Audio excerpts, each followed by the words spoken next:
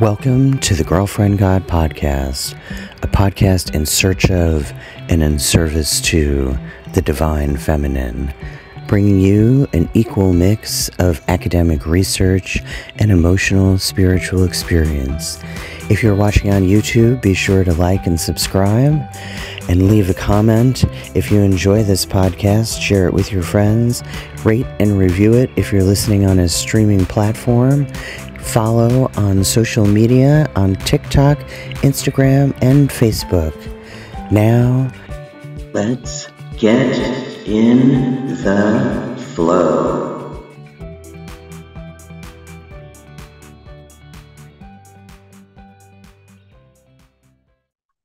Today, welcome to the Girlfriend God. Today, I'm really pleased to welcome my good friend, Celeste Elliott, to the show. Celeste was born and raised in Northeast Ohio. She grew up in and around the metaphysical and spiritualist community. She studied mediumship in traditional development circles and workshops. She is a year-round resident of Lilydale and a registered medium on the grounds. In the off-season, she travels to serve churches. She teaches and demonstrates mediumship. You can join Celeste any Friday evening from November through June at 7 p.m. for an online development class through the Church of the Living Spirit, where she's also a member and a minister. Celeste has a blog talk radio show on Thursday mornings called Wake Up to Spirit. Celeste, I am so happy that I finally got you on the show. Just so our listeners know, so I met you as a medium. You were the first medium I've ever been to. I've been to psychics and tarot readers and rune readers and shamans, but you were the first like real live medium that I went to. Cindy and I were living in Pittsburgh. We spent a weekend in Erie, and we drove from Erie over to Lilydale. And just for the listeners, if you don't know what Lilydale is, look it up and you have to go. And we'll get into that. So, yeah. Celeste, welcome to the show. Oh, thank you. Please tell the guests all about what Lilydale is. Yeah, Lilydale is a spiritualist. Well, it started as a spiritualist camp. We are still technically a camp, but it is a whole town with permanent buildings and we've had permanent housing here since the 1880s. So we've been around a little while. And so to live here, you have to be a spiritualist. That does not mean that you have to practice mediumship or healing, just that you adhere to the philosophy of, and you belong to a spiritualist church. And we open our gates in the summer. In the off season, there are no gates, by the way. So people can come any time of year, but we have a summer camp season where we have classes and workshops and events and things on just about everything spiritual and personal growth and development that there is. And that mediumship is part of spiritualism. That's one of the hallmarks. So we have 3 message services a day in the summer. So that's included. You come in the gate and you can go to those. You can go to our midday service. You can go to the healing temple twice a day. You can go sit by the lake. You can do everything or nothing. And that's a very popular summer series, right? I mean, people come from all over the world. Yes, they do. Yeah. It's it's one of those things where it's like a once in a lifetime trip for some people. We get people from Japan and the Scandinavian countries and Germany and Switzerland and all over South America as well. And it's just, we're really feel very honored because anybody who lives here we feel like we're a custodian of the energy and of the land for whoever is coming next. Right. So how long has Lilydale been there? How long has the town Yeah, I guess, yeah. How long has the town been there? Because Uh, that's what, like incorporated as a town? Is that how that works? well, yeah, we are considered a private town, and then we are within the town of Pomfret as well. Okay. So we've been here, I believe, 100, it's either 143 years or 144 years, which by American standards is a long time. Right. And when you say So, you're a private town, that means you have your own government, you have your own policing, you have your own, everything well, is insular, right? we take care of our own roads, and we have a town board. So the president of our board is like the mayor, basically. Okay. They're elected by, we have an annual meeting because we're a corporation, and we elect these our friends and neighbors, and they help make the policies. Right. And then our summer program is like our big fundraiser for the year. And we do online classes in the off season also, which might start to be in person as well now that the pandemic is Right. waned. Right. So, yeah. So when you say, so to live in Lilydale, you have to be a registered medium, right? Nope. You just have to be a practicing spiritualist. Okay.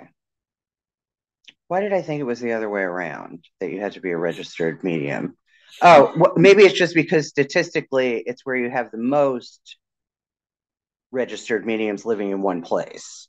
Is that Yeah. okay? Yeah, and registered medium is very much a Lilydale term. It means that because we have mediums who aren't registered here also, Right. they sit in Well, a and private I, circle or whatever. But that means that they've gone through the testing process. So it's not just anybody who comes and starts taking clients. right. It's actually like a 2-year testing process, that you have to show that you can do public work and you can do private work, and your values are similar to what the town expects. And yeah, so it's very much, anybody who works here also does about 60 hours of volunteer work with their mediumship in a 10-week season. Because you've got the outdoor services, you've got Monday night circles, you've got, the 2:30 services. So that's part of what we do also. So you don't even have to be a medium. That's interesting. That's interesting. Um, so let's talk about mediumship. So I want to make sure that we cover all the topics. So Yeah. I titled this episode "Mediumship: Goddess Gifts from Dead Ancestors, and Can We Have the Term Spiritualist Back?" Yes. So okay. So let's talk about mediumship, because that's something we haven't talked about on this show, Yeah, like at all. absolutely. Um, what is it? Are you born with it? Can you be taught it? How does mediumship tie in with spiritualism? Like, which came first, the chicken or the egg? You know what I mean? Did spiritualism as a religion come first, and then Right. mediumship was recognized as part of that, or was it the other way around? Let's Mhm. let's talk about that. Okay, let's dish. So, mediumship and the philosophy of spiritualism. Um, so first off, the incorporation as a religion came after the practice of the philosophy. That had been going strong for about 100 years in various ways. So this goes back to really before the Victorian era. We refer to spiritualism as modern spiritualism because the um, growth of the philosophy had been going before then. Mediumship had been going before then. So spiritualism we refer to as an active religion, and it is the practice of meditation, knowing yourself, going within. It is spiritual healing, which can be done as distant prayer work, sending energy, laying on of hands, but not in a way that nobody gets smacked in the forehead. It's not like the the 80s televangelists, um, and also mediumship. And mediumship, of course, has gone on since the dawn of early man. That's not a new thing. But, we had to, especially due to colonialization and coming from a puritanical past with the modern founding of this country.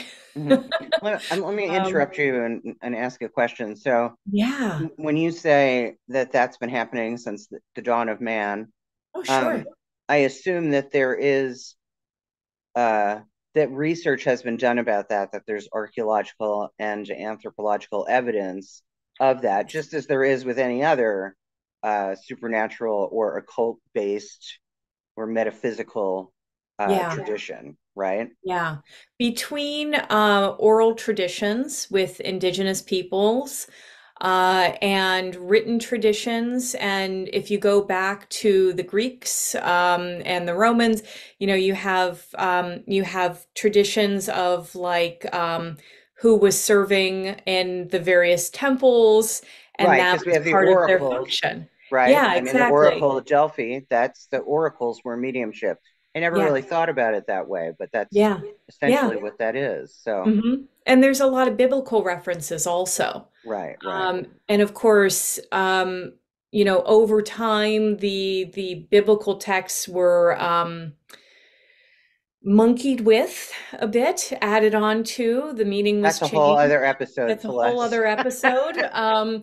But yeah, there's tons and tons of records with that. And it was something that um, in the past, you would have somebody who had the natural gift, and they would be taken into some sort of religious group or cloister, and they would have been taught and trained. And then for the longest time in our culture, we sort of suppressed it and said, well, if you're doing this, it's the work of the devil, sort of thing. Right, right, So, and at the same time, um, because the larger culture was of that kind of Judeo-Christian background, there was there was this energy of sorry, my thought left me for a hot second, That's so you okay. might have to edit this, but That's um, okay. That happens to me all the time. oh my gosh, Celeste, where were you going with this? That's all Um, right. I got That's all it. right. I have other questions. Okay, I got it. So at the same time, there was this thought process of, when somebody died, we would say, rest in peace, because it meant that you were supposed to go lay in your grave until the second coming, and which seems very dull to me, very boring. So Indeed. the concept of the afterlife, that it exists, who got to go, what happened after, so it kind of built to this place with the philosophy in mainstream culture where we were, everybody had an afterlife. And, but spiritualists don't believe in in a kind of judgment. It's like Right, part of the philosophy and what we feel from natural law is that you're going to keep growing whether you have a physical body or not. right, You're going to understand things differently. So you might have no compassion for a particular situation when you were in the living, but from the spirit side, you get a whole different perspective. right, You know, right, you get to play the game tape over again and right, right. and study. So, and that's something that mediumship does, is it allows you to continue those relationships. And that's really what the spirit world wants. They wouldn't be reaching out if they didn't still feel connected to us. Right. So they want to be heard, and that's why it's gone on since the beginning of time. So, our people that came before us, our friends, our family, people who have been in similar situations, they want to support us, Right. and they want to be recognized. Right.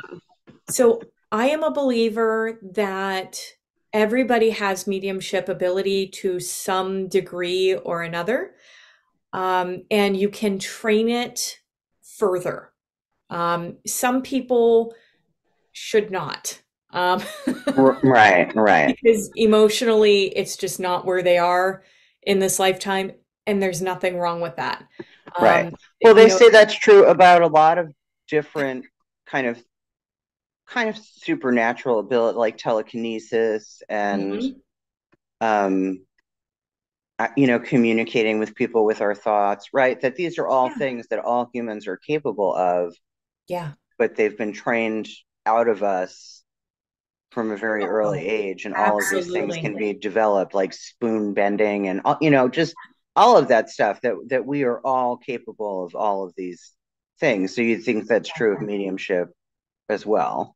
Yeah, and some people do come in a little more finely tuned than Right. others, you Right. know? Well, especially like you, if it's in your bloodline, Right. right?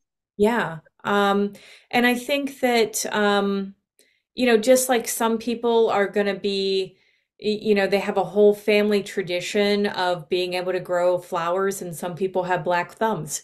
It is what it is, you know? That would be me. So it's, and that's okay. It's just a recognition of, you know, but I would encourage people, no matter what, to remain in contact and have that relationship with their loved ones. And that could mean just, if you are sitting and having a cup of tea, honor your people, put out an extra cup, and have a chat with grandma, tell her about your day and what your hopes are and how you think things are going and what you miss about her, and they will find ways to communicate back. Right. So that is a nice segue into the second part, which was goddess gifts from dead relatives. Because Yeah. first, I mean, I've only ever had that one or two, I think just one session with you. All your other sessions, your one-on-one sessions, have been with Cindy. Uh, But I did all those gallery readings with you yeah. when I ran Moon and Fire. And every time, except for my initial meeting with you, all the gallery readings, all the ancestors that came through were men, which I thought, which we thought was very interesting, Very. given my Yeah. whole trajectory of goddess worship and the divine feminine, but all these Yeah. ancestors were men. So that was interesting. But the gallery reading were whatever relative, and they were always relatives I didn't know, Mm. always. Yeah. Um, but the gallery reading where whatever uncle or whatever came in and said, I'm the one that gave you the antlers, that was like my profound moment of realizing that part of what is within me that I think my ancestors want to tell me. And of course, I've had several experiences on my own since then.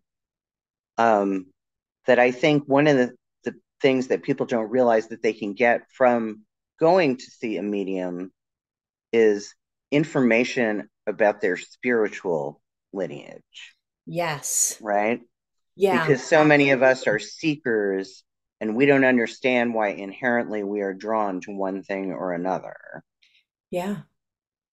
So Absolutely. I've discovered through my own talking to my ancestors and getting to know my ancestral line and getting to know the land from which we came, all Yeah. of that has uncovered like why I have always felt drawn to and always wanted to travel to like Eastern Russia and Siberia. And like, whose dream is it to go to Siberia? I mean, you know what I mean? Most people want to go to, if you go anywhere in the world, where would you go? Most people are like, oh, I want to go to Scotland, or oh, I want to go to Hawaii. And I'm Right. like, I want to go to Siberia and see like the frozen tundra. You know what I mean? But I have had ancestors come to me in dreams or guided shamanic visions or whatever, saying this is, you have these visions because this is where you come from, Exactly. and you follow this antlered goddess because there is legend there in these lands. Yes. And like I said, I think most people that go to mediums, I mean, most people go to mediums because they want to talk to their dead relatives, right? Because someone died that they miss. I Right. mean, not always, but I would think that's the Yeah. most common thing that sends people to mediums, right? Yes. Unless they have a real misunderstanding, because some people will come in and they think that it's going to be just a psychic session. Um, Okay, and or they want their people to tell them what to do. And right, 9 times out of 10, this I find that the spirit world does not want to make your choices for you. They want right, to support you in making your choices. Now, the 10th time might be, hey, so and so just passed. We don't know what to do with any of their stuff because we know that they had intentions, but we don't know what those intentions were. right.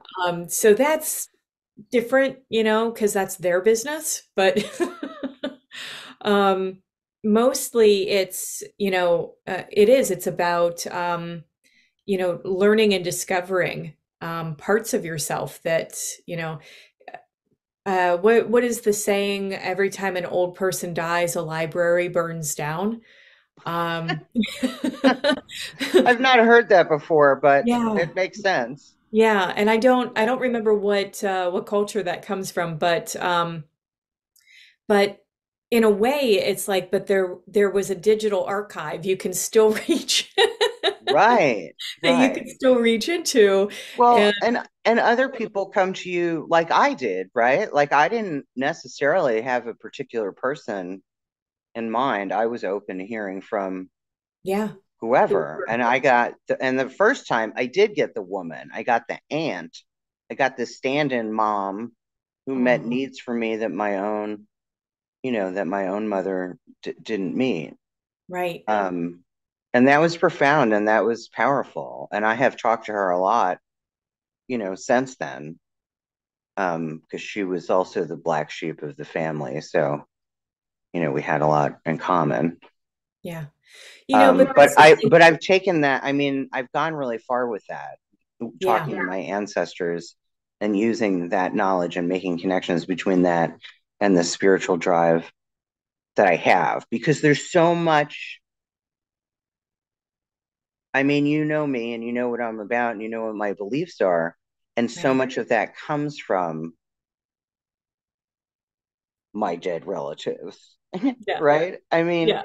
I mean, Celeste, my goddess, my mother comes from a family of four sisters, Hmm. and my maternal grandmother, I mean, my grandfather died before I was born, and my mother was young. She was in like her early 20s. So my mother was raised by a single mother, and my mother's mother had sisters. And like there's Yeah. all this divine feminine energy in my matrilineal line, and I assume that Yes. that's a trend that continues the further back it goes, probably all the way to Siberia, Yeah, exactly. right? Yeah. Um, So it's really interesting because I think when you bring up the concept of black sheep, that's really important because I find that black sheep, in the living or in spirit, are usually the ones that are trying to like help the family lineage to move on from something, heal from some pattern. It's like a totally different perspective. They're not going to go with the flow, but that's not Right. necessarily a bad thing, you Right. know, versus being anti-anti, which is just like, some people just, they come in raging and it takes them a long time to kind of go, "Oh, I'm okay. It's all right. I'm allowed to be comfortable. I'm allowed to be Right. happy." Right. So, So, so since I knew I was going to talk to you today, I've been trying to reconcile my beliefs with, because I do believe in what you do, and I believe that my ancestors have talked to me through you, but I also believe that they don't stay there in that place in that afterlife. Like yeah. because I believe that the soul then comes back again in another Mhm. human body. So, but they must be able to then be in two places at once, right? Actually, In their yes. new body, living another human life, and in the afterlife, being able to talk to me when I call upon them, right? Because Yeah, because I believe that the soul is eternal, right? We've lived right, thousands of lives or hundreds of right. lives at least, and but I also believe, and a lot of my beliefs come from the training that I went through when I became a past life regression hypnotist.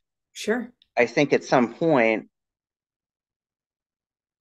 in the in between place, we get to choose Hmm. whether we come back Yeah, or we go do something else. right, Like we can go be somebody's spirit guide right. or go to a different realm or Exactly. plane of existence or alternate reality or whatever. Right. Why most of us choose to keep coming back, I have no idea. Um, I blame the coffee. I Um, guess, well, yeah, I mean, I guess because it's fun, but yeah, so I guess it's that's a it. very hard plane of reality Yeah, that we're on. And yet there seems to be a waiting list at the same time, right, because it's a very unique experience. And I think, it's sort of like, why would anybody sign up for accelerated learning? Or why would anybody sign up for an right, immersion course? It's very difficult, but you get a lot out of it. And to your point about time, you're absolutely right. And as a Doctor Who fan, I would say it's all timey-wimey. So the personality can be available to, to have a conversation as you would best remember them, right, right? right, right, Um, but also bringing that bit of knowledge forward in whatever growth they've had from the spirit side. right. Um, but yeah, they might also be a man living at the same time in Australia. They might also be a indigenous person in Brazil in 1422. Um, Right, right, right, right, so and that's the other thing because we think of time in a very linear way. right. And it Um, really isn't. but yeah, exactly. It's all happening all at once. We are all animated by spark of divinity, no matter, and different facets of divinity that we need within ourselves. So it's really very fascinating. It really is. And I could talk about that stuff for hours. So let me ask you this, because I'm sure that this is something that happens with mediums a lot, I imagine. I'm sure that people get frustrated when they come wanting to talk to a particular person, but you have told me that you are rather powerless over who shows up to talk to I that I can't person. make anybody do anything, living or dead. And I imagine that people get frustrated with that, right? Like I just Yeah. lost my wife. I want to talk to my wife, but Yeah. The wife isn't who shows up. It's my, third cousin that I haven't seen in 30 years, Hmm. before they died or Yeah. whatever. So what I do in those situations, at this point in my practice, I will, because they might not show up for a variety of reasons. They might not show up because they don't feel the person in the living is healed enough. They're afraid they'll make the grief worse. And so in that way, it's hard for them, but it's a very considerate thing. They might not have believed in mediumship when they were in the living, and they're not really sure about that yet. They might not know how to communicate with a medium, or they might just be, if they were very, very private, they might, you know, think, oh my God, I would never have a conversation with somebody I love through a third party. Um, Right. because I would be so embarrassed. That's just, like they're very shy or they're very introverted and that would be too hard for them. So they find other ways to connect with you then. Um, they might come in the dream state. They might send you all kinds of signs or you might find old letters from them that are really expressing how they felt. um, but what I do Well, now in and order to, and sometimes they'll tell you what they're going to do when they do show up, because with yes, Cindy, her uncle told her about the lights and the flickering lights, and yes, and after her last session with you, that happened in our house often for like a week after she had a session with you. yeah, Like every light in the house. yeah. They're really good at manipulating electrical things. Yeah. They're very good at manipulating radio waves, which is very But who listens to interesting. the radio anymore? They're going to have to find a different way. Oh, no, no, no. Anything that has speakers Oh, I works see with what you're radio saying. waves. That includes cell phones. That includes computer speakers. That includes all kinds of things. Oh, okay. So they're really, and as we have more modern people, techie people passing, they're teaching other people on the spirit side how to work with these more modern devices also, you know. It's cool. I think so. So I'm very interested in what some people are up to over there, the really brilliant minds like the Feinsteins and, the Einsteins and the because Tesla, of course. Right, You right. never know. But So do they, once they're there, wherever there is, yeah. do they need to learn how to communicate through you? Sometimes, yes. Sometimes they just know. They remember from being on the spirit side before, um, and they've retained that knowledge. Sometimes they will show up a little bit early and kind of like stand in the corner while other people are having their session. And I'm like, are you with this group? And they're like, I'm just observing. I'll be here next week. And I'm like, cool, come back with your living people. Um, sometimes, they work with my guides. I will have so they'll try to express themselves, and my guides will kind of help them to work through that. Um, they kind of need that translator. They need someone to hold their hand. Sometimes because I find that in spirit, nobody travels alone. Oh, So you may have one main communicator for an entire half an hour, but the reality is there's 20 people, and just this one guy is like, I'm the one they nominated to do all the talking. Um, and I just try to honor that. But if somebody has passed and they're not willing or able to come through for whatever reason, What I now do is I check with the people who did turn up, or I check with their guides and I say, hey, give me the lowdown. What are they, where are they? Are they okay? What are they up to? What's going on? So if somebody doesn't turn up for a mediumship session, it doesn't mean that something has gone terribly wrong. Right. Whereas people who come to see me from other cultures, if I bring through their relatives, they're thinking something um, has gone terribly wrong. Whereas I would think of that smoothly, because in their, Buddhist, Hindu, whatever, that they expect that immediate reincarnation. And then it Right. goes back to that conversation you and I had about, but the personality is always reachable. It's the difference between the spirit and the soul. So, Right. Right. The difference between that's a good way to put it. The difference between the spirit and the soul. yeah. Okay, so let's talk about language. Yes. There seems to be a trend lately in the spiritual community Yeah.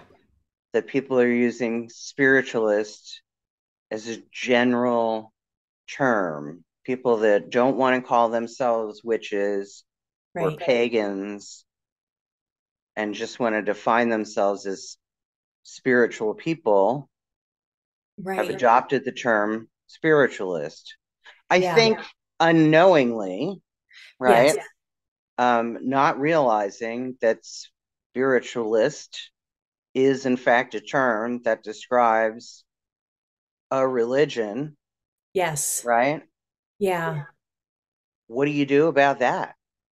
Um, I had a lady tell me off about a year and a half ago Oh, because I was saying, we are a unique tradition, so that's like I would consider that a kind of spiritual appropriation if you're using the term and you know that it's a religion right. and you're just kind of doing it anyway. Yeah, yeah, yeah, Because it is, we have our own philosophy, we have our own traditions, we have our own um, practices and songs and things, and um, so that it was not originally intended to be a religion.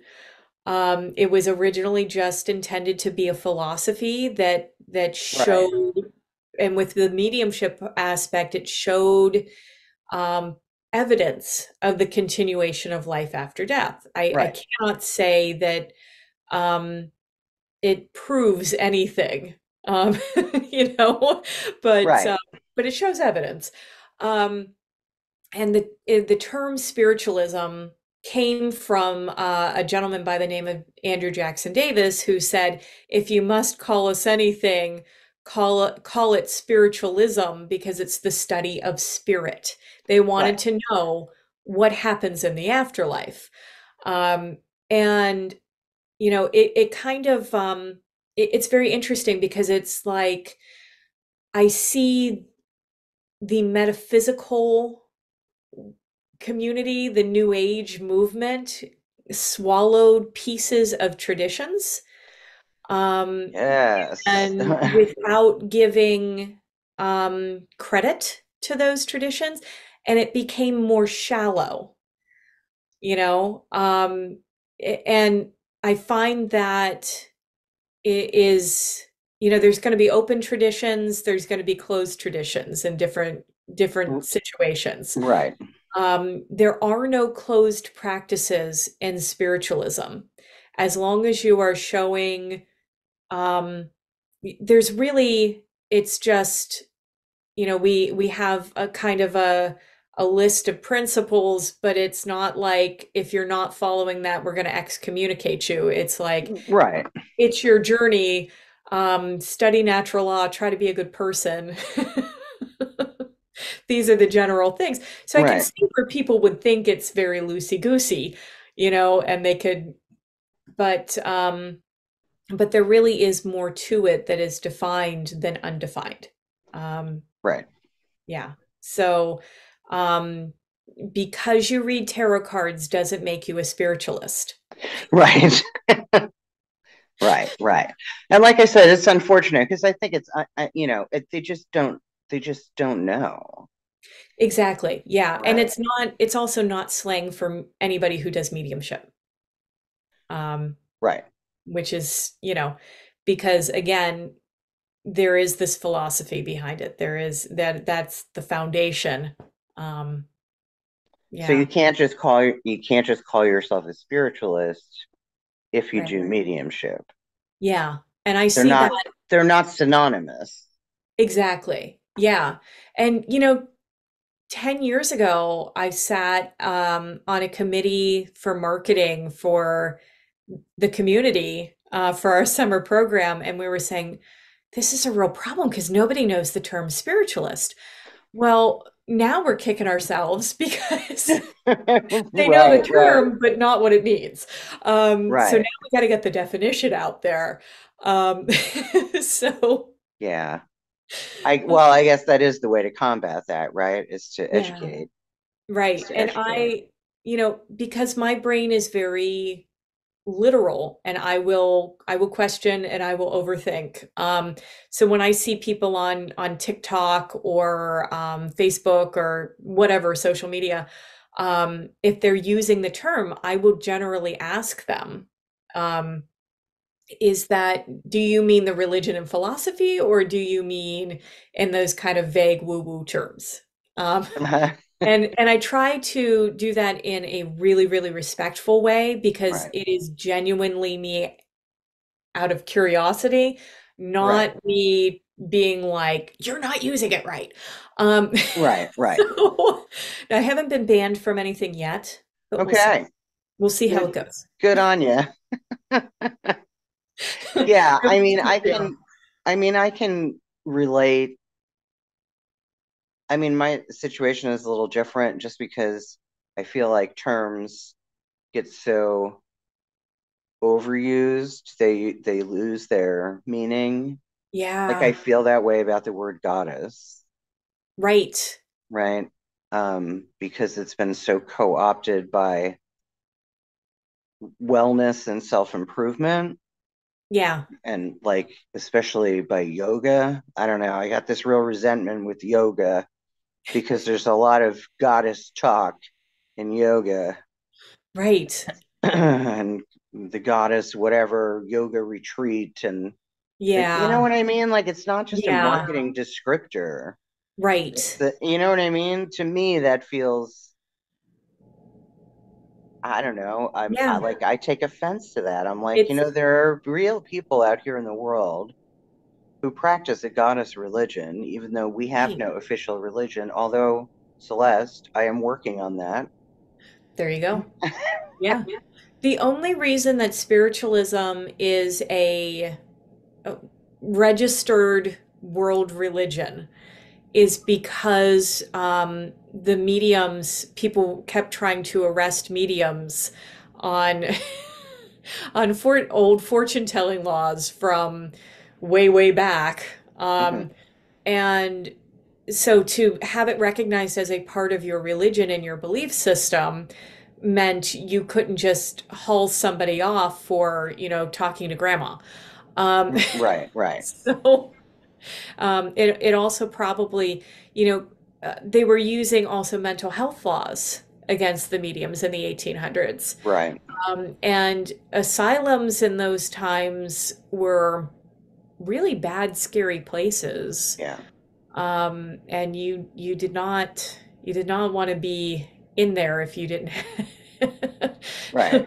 Because yeah, um, an ice bath is not gonna help you stop seeing, your Aunt Mabel.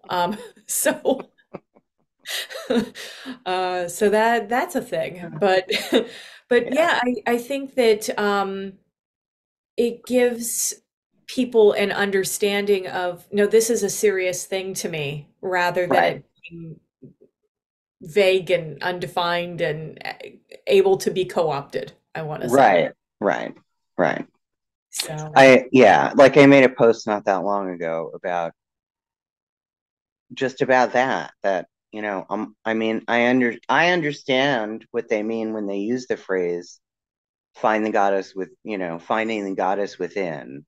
Right. And that's about a feminist perspective, and that's about self-empowerment. And I'm all about that. I mean, you know me, Celeste. I am a champion for women. I love women and I support women. And I think women do need to raise themselves up. And I even support women in their anger. We should be angry. You know what I Yeah. mean? But They're so you lucky know, on equality rather than to just take over. And I no, I think think we that's the should take fear. over. I'm on Yeah. board with that. Um, but Yeah. I actually worship my goddess, Yeah. and I am deeply religious and reverent Yeah. about it. So I just want to tell the find the goddess within people, yes, you have an inner goddess, but you also have a goddess, and you should probably, occasionally remember that and Right. remember where it is your power comes from. Yeah. And that's big, you know. Um, I think that if we look kind of sociologically, um, it came out of that repression of anything divine feminine, but now we have to restore it to its rightful place, as you were talking about. Right. Right. Yeah, and that is Like you important, you know. can't get all empowered and then forget about the goddess, Right. right? Well, and the other thing with Western yoga is it came from a Hindu tradition, and Right. they're not honoring that for the most part, you Right. know. And I have been guilty of that, and I will own that, because I've taken the meditation portion of it without necessarily um, attributing or trying to connect with the gods of that tradition, Right. um, gods and goddesses, I should say. So, you know, uh, because it was so mass marketed in the 90s and 2000s and today in that way. And I think that's also everything with cultural and spiritual appropriation versus appreciation is I think the next part of the conversation that is coming in our Right. culture. And I think that can only be a really, really good thing. Right. Right. Yeah. Yeah, that gives me hope that is the next conversation. Yeah. Well, apparently we're starting it, so Yeah. Yeah. so good for us. Yeah. Well, and a lot of that is just like where we are in social media and the content that we see in our feeds and the people that we follow and all of that. Because you know, uh, a friend of mine and I we've been had a lot of conversations lately about how we feel about spirituality for sale, right? Yeah, And I'm sure that you have thoughts about that as well. And the ethics of doing something spiritual, but doing it for a living, and you do have to support yourself, and right. just all of those kind of ethical questions. And I'm sure, I mean, you guys go through that too, right? I mean, you get paid Exactly. to do what you do, Yeah, because your time is valuable, and what you do does come at a cost, right? I mean, it takes energy to do what you do, and it takes a toll over time. right. Anything, I call it, like when I do past life regression or when I spiritually counsel someone, Mhm. I call it soul work. And soul work is Yes. exhausting mentally, physically, Yeah, emotionally, yeah, right? Like do soul work all day. And it's right, the same thing as going to an office all day. It's right. exhausting, right? Well, the thing is, it's the way our culture is with capitalism, and I'm just acknowledging where we are, where um, in traditional cultures, people who did this work were supported by the community, and it Right. And so that was their job, their main function in the society, but it was also, like, okay, we're going to keep the sacred sacred, so they're not going to have to worry about other things. Right. Somebody's going to bring them firewood.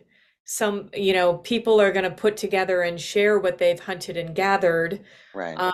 And then they will be there to support our spiritual needs, and do that work within the community. So I really think that in 100 years, somebody will be, two women will be having the same conversation, and I think things will look very different. I do too. I think that we are on a trajectory Yeah. of that kind of change. I believe that we are on the trajectory of turning back to the divine feminine. I Yeah. think that that's a cycle, right? That Yeah. it's not an I accident that agree. we're here. I think that our that worshiping or having a divine feminine versus a divine masculine is probably a cycle that we as a people have been through before. Yeah. And archaeological evidence supports that, and Right. I mean, yeah, archaeological evidence supports goddess worship going back like 30,000 years. So yeah, the exactly. patriarchy can really only claim the last 6,000, maybe. Right. Yeah, exactly. So, but yes, I mean, all signs point to the goddess, right? Like that is the trajectory. But a lot of that, Celeste, I don't think that we're going to see in our lifetime. Probably, well, not in these bodies. Um, Right. but I think moving into the age of Aquarius, that's it's more compassionate energy, and that's what we Right. think of as traditionally feminine. Right. Um, so that makes a lot of sense, and I think it's natural, like you said, to have these kind of cycles and move through. We're in some sort of I can't remember what it's called. There's some sort of cycle that happens every 26,000 years where the planets align in a way or they move in a way that creates a circle in the Mm, sky, the way they line up. And we're at the beginning of that happening now, or the tail end of that 26,000 years, or the cycle just started over again. I can't remember where we are, but something with that is happening, that 26,000 year cycle. nice. I'll have to look up what I was reading and I'll send it to you. Thank you. But all right. Yeah, I think we covered everything. yeah. Thank you so much for having me. It's been Yeah, a lovely chat. it has. It has. Well, we should talk more often, but I know we're both busy. But I do my part. I reach out Yes, and you I'm like, do. You've been and very I'm good at like, communicating. hey, how you doing? My friend Sarah in Berlin says that that's my superpower, I creating and maintaining meaningful relationships. That's my superpower. That's what That's she a big tells me. deal. So, Yeah. all right, well, I'm going to do the Zoom thing where the screen's going to go blank and I'm just going to disappear. So, All right. but I will talk with you soon, Celeste. Oh, I have to ask you the three questions that I ask all the guests at the end of the show. I almost Please do. forgot. I almost forgot. Because this episode felt so very complete. Right. Okay. But actually, I'm going to pause because I have to pee. No problem. So I will be right back. I'll be right here.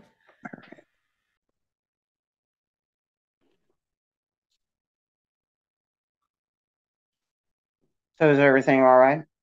Yeah, everything's fine. It's just moving stuff around for him, where he's going to dialysis, and yeah. So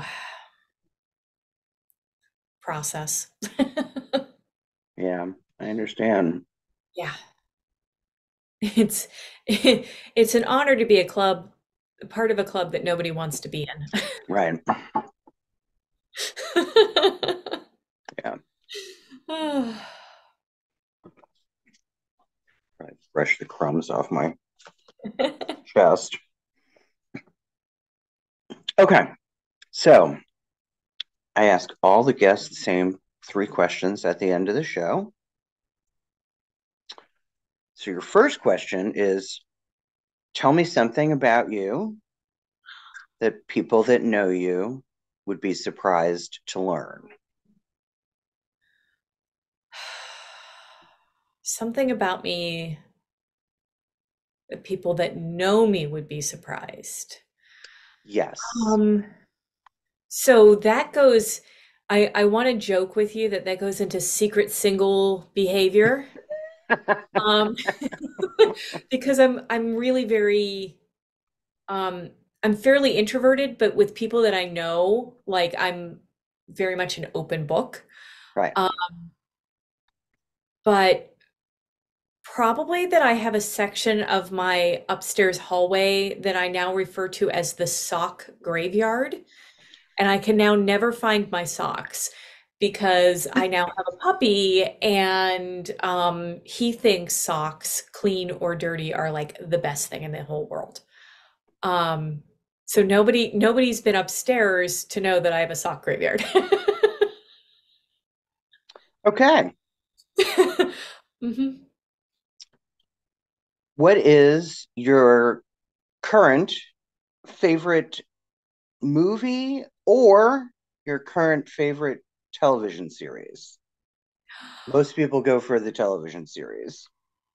Yeah. I should just change that question and just ask about the television series because everybody has one. Well, you know what? It's sort of I love Korean television. Um Okay. um and there's one that's actually very popular in the US called The Incredible Attorney Woo. Um I've heard and of that. Yeah, it's really good. So I'm waiting for the next series to come out on that, year two. But I'm a huge Doctor Who fan, so I'm waiting for that as well. Okay. Yeah. Okay. It's a good thing And I'm busy during the summer. I'm occupied. Otherwise, right, right. yeah. Okay. And if your life were a movie, what would the theme song on the soundtrack be? Oh my goodness. In my fantasy world, it would be something by David Bowie. Um, Okay. but in reality, it would probably be a jazz flute because it's just a little bit all over the place. But you gotta pick a particular song. So Oh what my has a lot goodness. of jazz flute in it? I don't know that anything has a lot of jazz flute in it. Um, except for, yeah. Um,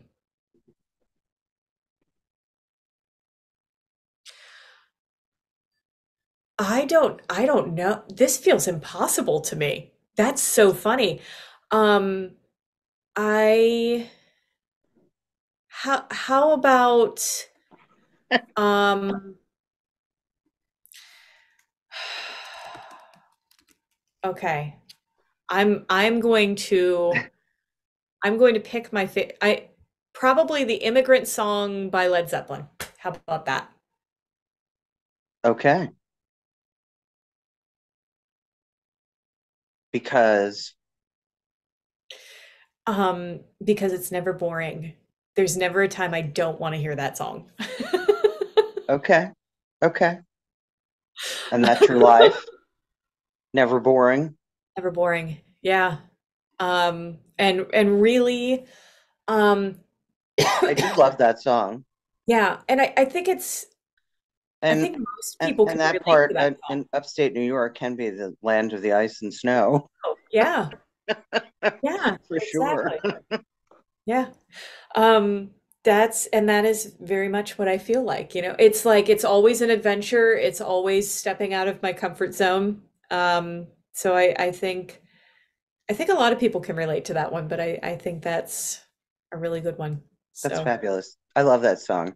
So I'm working on putting together. I had a public playlist, but it was only on Spotify. So I'm updating it with all the answers from. I have all the answers from all of the guests in a public Spotify and iTunes playlist.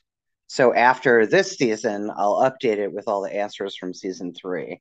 And it is great. a very eclectic mix, as you can imagine. Yeah.